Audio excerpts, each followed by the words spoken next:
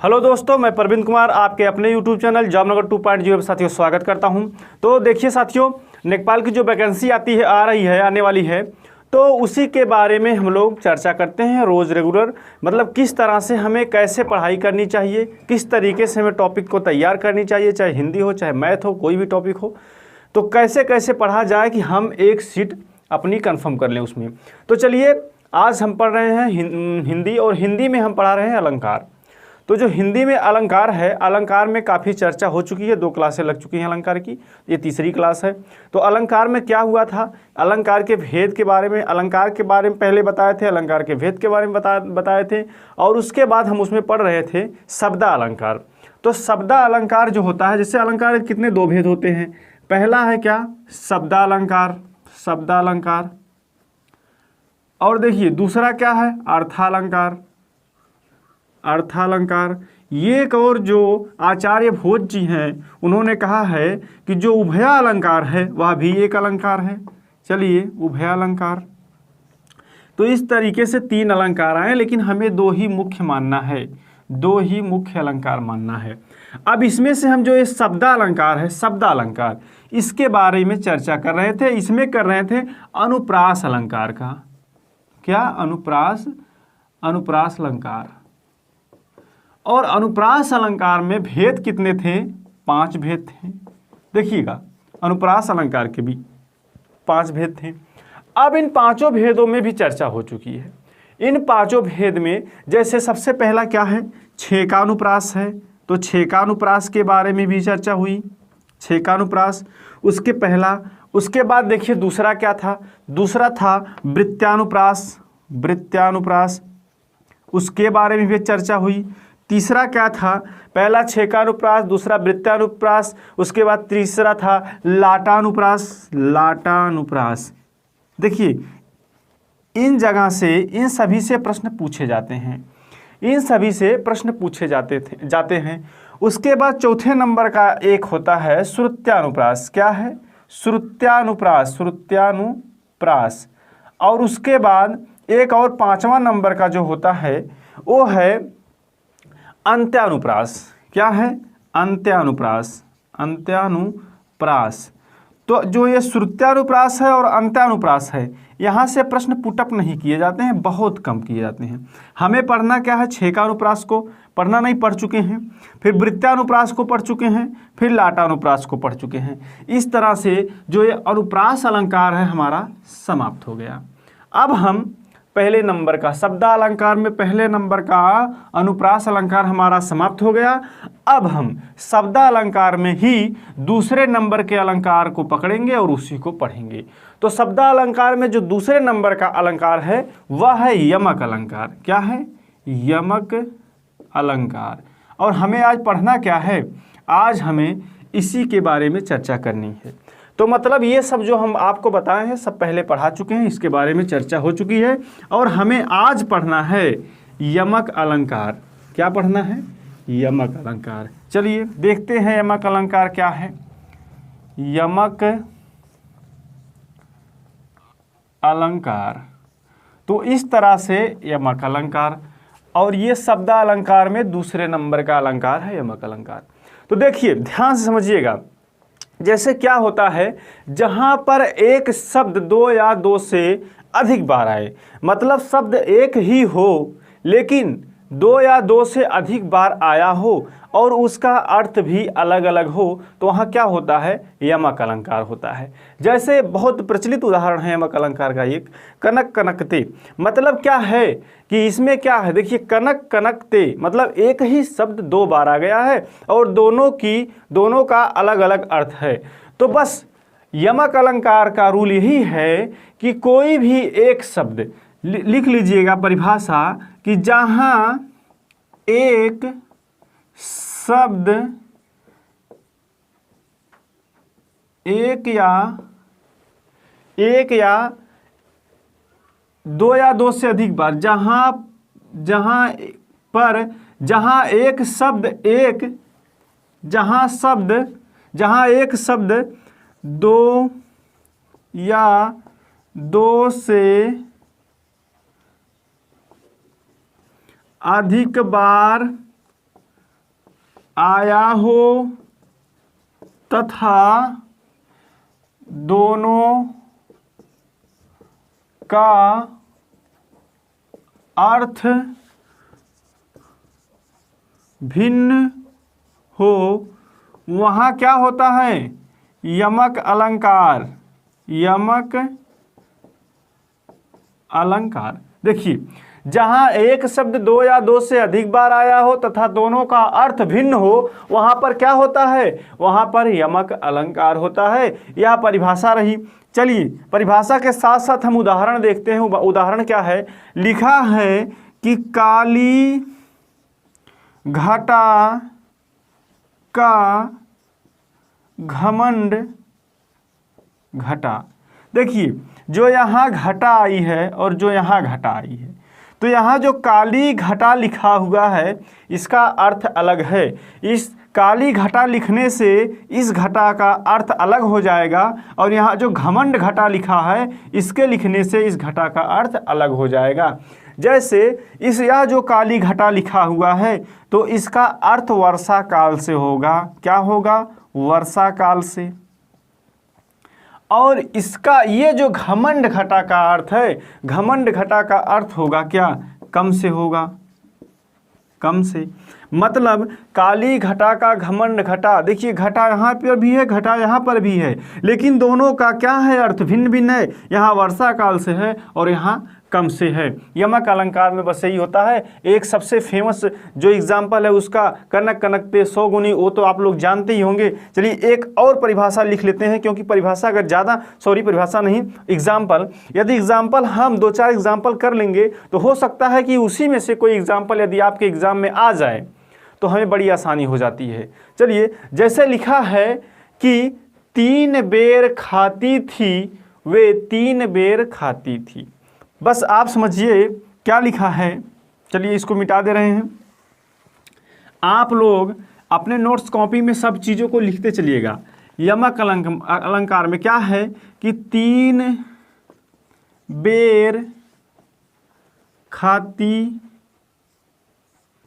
थी, वे 3 बेर खाती है। देखिए, 3 बेर यहाँ लिखा है, 3 बेर यहाँ लिखा है, तो 3 बेर जो यहाँ लिखा है इससे और 3 बेर जो यहाँ लिखा है इसमें, दोनों का अर्थ भिन्न भिन्न है। 3 बेर खाती थी, वह 3 बेर खाती थी। 3 बेर का मतलब है कि 1 2 3, ये काउंट वाला 3, और बेर का मतलब क्या है? एक फल होता है बेर। बेर क्या होता है? बेर एक फल है। 3 बेर खाती थी मतलब 3 फल, जो बेर नामक फल है उसको खाती थी, लेकिन वह 3 बेर खाती थी मतलब क्या है कि समय है। वह दिन भर में 3 बार खाती थी। 3 बेर का मतलब यह भी आप कह सकते हैं कि 3 बार, मतलब कि शाम, सुबह और दोपहर, दिन भर में 3 बार खाती थी। कहने का मतलब कोई फल है एक, जो बेर नाम है उसका, उसको वह 3 बार खाती थी। 3 फल मतलब बेर नामक फल को, 3 फल को लेकर वह 3 बार खाती थी। यही इसका तात्पर्य। दोनों का देखिए भिन्न भिन्न अर्थ हो रहा है कि नहीं। उसी तरीके से एक और एग्जाम्पल आप लोग देख लीजिए। जैसे लिखा है सजना है मुझे सजना के लिए। लिखा क्या है कि सजना, लिखा है सजना है मुझे सजना के लिए। प्रश्न आए हुए हैं, ये भी प्रश्न आया है। तो यहाँ जो सजना का तात्पर्य है और यहाँ जो सजना का तात्पर्य है, दोनों का अर्थ भिन्न भिन्न है।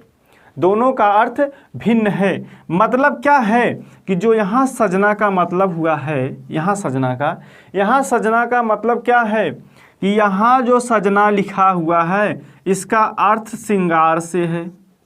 इसका अर्थ किससे है? श्रृंगार से है। लेकिन यहाँ जो सजना लिखा है उसका अर्थ किससे है?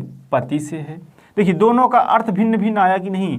तो सजना है मुझे सजना के लिए, दोनों में अर्थ भिन्न भिन्न है। यमक अलंकार यहाँ पर होगा। परिभाषा लिखा चुके हैं इससे पहले, तो आप परिभाषा को ध्यान में रखते हुए और जो 3 एग्जाम्पल लिखे हैं, 3 लिखाए हैं, तीनों एग्जाम्पल को आप नोट कर लीजिएगा। तीनों इंपॉर्टेंट एग्जाम्पल हैं, क्योंकि तीनों जो है एग्जाम्पल क्वेश्चन के तौर पे पुटअप किए जा चुके हैं, तो हो सकता है कि आपके एग्जाम में भी आ जाएं। चलिए, तो क्या रहा कि 2। अब तीसरे नंबर पे हम देखते हैं, आते हैं, क्या है, श्लेष अलंकार। श्लेष अलंकार। और श्लेष अलंकार में क्या होता है, सबसे पहले श्लेष का अर्थ समझ जाइए कि श्लेष का अर्थ क्या है। ध्यान देने योग्य बात यह है कि कभी कभी तो श्लेष का ही अर्थ पूछ लेता है आपके एग्जाम में कि श्लेष का अर्थ क्या होता है। तो साथियों, श्लेष का अर्थ होता है चिपका हुआ। क्या होता है, यहां लिख दे रहे हैं कि श्लेष का अर्थ होता है क्या, चिपका हुआ। चिपका हुआ। तो चिपका हुआ, ये जो श्लेष का अर्थ होता है, इससे क्या मतलब है, चिपका हुआ का तात्पर्य क्या है। बस यही तात्पर्य है कि कोई एक शब्द आएगा और उसी शब्द का अनेकों अर्थ निकाल लेंगे। मतलब उसी शब्द का 2 या 2 से अधिक अर्थ निकालेंगे, क्योंकि उसी शब्द में 2 या 2 से अधिक अर्थ चिपके हुए हैं। बस इसी के आधार पे हमें जितनी भी परिभाषा होगी श्लेष अलंकार को, अलंकार की, सभी को हल कर लेंगे। चलिए देखिए, तो अब परिभाषा लिख लीजिए, श्लेष अलंकार की परिभाषा लिख लीजिए। जहाँ किसी शब्द के साथ एक से अधिक अर्थ निकलें, जो वही हम बताए हैं उसी को आप ध्यान से लिखने का प्रयास करिए कि जहाँ पर किसी शब्द के एक से अधिक अर्थ निकले वहाँ क्या होगा, वहाँ श्लेष अलंकार होगा। देखिए, जहाँ पर किसी शब्द के एक से अधिक अर्थ निकले, शब्द एक ही हो लेकिन अर्थ अलग अलग हो, वहाँ पर क्या होगा, वहाँ पर श्लेष अलंकार होगा। जैसे एक छोटा सा एग्जाम्पल लीजिए। एग्जाम्पल में क्या लिखा हुआ है, एग्जाम्पल में दिया है कि रावण सिर सरोज वनचारी, रावण सिर सरोज वनचारी, अचल रघुबीर सिलियु मुख धारी। चल रघुबीर सिलिमुख धारी। तो यहाँ जो सिलिमुख लिखा हुआ है, तो सिलिमुख का अर्थ 2 होता है, एक होता है बाण और एक होता है भौरा। तो अर्थ जानना हमें बहुत ज़रूरी है कि किसी भी शब्द का अर्थ क्या क्या होता है। तो क्या लिखा है कि रावण सिर सरोज वनचारी।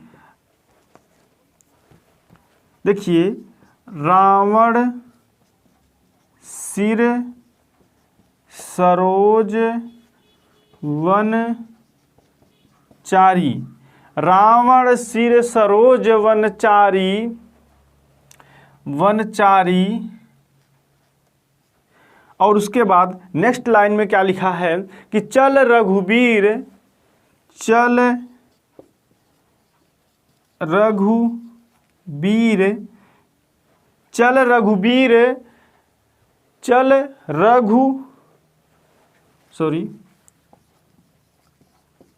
रघुबीर सिली मुखधारी। क्या है, सिली मुखधारी। तो यहाँ जो ये सिली मुख लिखा हुआ है, आपको बस पूरे इस वाक्य में आपको बस सिली मुख को देखना है। किसको देखना है, सिली मुख। जो ये सिली मुख लिखा हुआ है, इसके 2 अर्थ होते हैं। एक अर्थ क्या होता है, बाण, और दूसरा अर्थ क्या होता है, भौरा। तो इसी को कहते हैं श्लेष अलंकार। शब्द एक है लेकिन इसमें अर्थ जो चिपके हुए हैं, 2 अर्थ चिपके हुए हैं, एक बाण और एक भौरा। तो इस तरीके से हम पता कर लेंगे कि श्लेष अलंकार है या नहीं है। जैसे लिखा है कि रहीमन पानी राखिए, बिनु पानी सब सून, और पानी गए न उबरे, मोती मानुष चून। तो जैसे यहाँ पर क्या लिखा है, रहीमन पानी राखिए बिन पानी सब सून, पानी गए ना उबरे मोती मानुष चून। तो क्या है देखिए, मोती, जहाँ पर मोती लिख लिया है, मोती के साथ मतलब क्या है, जैसे मोती का यदि पानी चल जाता है, मोती का मतलब जो मोती के साथ पानी का जो तात्पर्य दिया है, जो अर्थ दिया है, वो कांति से है उसके, मतलब कांति का अर्थ क्या होता है, चमक से है उसके। जैसे जब मोती का पानी चला जाता है तो उसके अंदर की जो चमक है वो भी खत्म हो जाती है, उसके अंदर की चमक नहीं रह जाती है। और उसके बाद मनुष्य से भी तुलना किया गया है उसी पानी। यदि मनुष्य के हिसाब से लिया जाए कि पानी का क्या अर्थ होता है, तो हम निकालेंगे अर्थ कि मनुष्य के संदर्भ में पानी का अर्थ इज्जत से होता है। उसके बाद यहाँ पर चूने से निकालेंगे, चूने का अर्थ क्या होता है, पानी से क्या संबंध है उसका। यदि चूने से बात की जाए तो पानी का अर्थ जल से होता है। तो यहाँ पर क्या है, यहाँ पर देखिए पानी का 3 अर्थ निकल के आया। एक तो कांति से मतलब उसके चमक से, दूसरा मनुष्य के इज्जत से, और तीसरा जल से। तो इस तरीके से हम केवल पानी में चिपका हुआ 3 अर्थ मिला। तो बस इसी तरीके से हम पता लगाएंगे कि श्लेष अलंकार किसमें है और किसमें नहीं है। तो साथियों देखिए, ये जो अलंकार टॉपिक है, ये अलंकार जो टॉपिक है बहुत इंपॉर्टेंट टॉपिक है। यहाँ से ज़्यादा प्रश्न तो नहीं, फिर भी 2 प्रश्न, लमसम 2 प्रश्न आते हैं। लेकिन एक बात आप ध्यान दीजिएगा कि जो टफ टॉपिक होती हैं, जो टॉपिक टफ होती है थोड़ी, यदि उनके प्रश्नों का उत्तर आप दे दिए तो आपको एग्ज़ाम से कोई हटा नहीं सकता है। लेकिन यदि आप उन प्रश्नों का उत्तर नहीं दे पाए तो मान के चलिए यदि 25 प्रश्न पूछा जा रहा है आपसे, तो लमसम बहुत ज़्यादा ऐसे साथी रहेंगे जो 20+ प्रश्न करेंगे। 20+, 25 से हिंदी में 20+ प्रश्न कर लेंगे। लेकिन जो वही 5 प्रश्नों का केवल जो अंतर रहता है, वही अलंकार टॉपिक हो गया, रस टॉपिक हो गया, उसके बाद आपका जो अर्थ बताना होता है, किसी किसी में प्रश्न पूछ लिया जाता है, वहाँ के जो टॉपिक हो गए। तो ऐसे ऐसे टॉपिक होते हैं जो चुनिंदा टॉपिक होते हैं। वहाँ से यदि प्रश्न आदमी कोई भी विद्यार्थी सही कर ले रहा है तो यकीन मानिए कि वह अपने एग्ज़ाम में अच्छे नंबर से क्वालिफाई कर जाएगा, वही क्वालिफाई करेगा। अन्यथा यदि आप 25 में यदि आप 25 में 20 प्रश्न भी हल कर रहे हैं और आप सोच रहे हैं कि हिंदी में हम 20 में से 25 क्वेश्चन हल कर दिए हैं और वो भी सही कर दिए हैं, तो आपका सोचना साथियों गलत है। इसलिए आप ही नहीं, जितने विद्यार्थी गए हैं कम से कम 80% विद्यार्थी ऐसे रहेंगे